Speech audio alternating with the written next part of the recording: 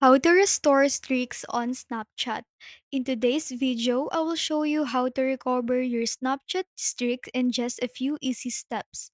So first, open the Snapchat app on your device and make sure you are signed into your account. Tap on your profile icon in the top left corner of the screen to open your profile.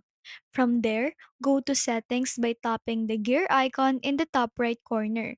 Scroll down to the support section and look for the option that says I lost my snap streak. Tap on it and you will find detailed steps to restore your streak. Snapchat allows you to recover your streak with one free Snap Streaks Restore or through an in-app purchase. If your streak is restored, make sure to keep it going by sending snaps back and forth with your friend every day within 24 hours. And that's it. Now, you know how to recover your Snapchat streak quickly and easily.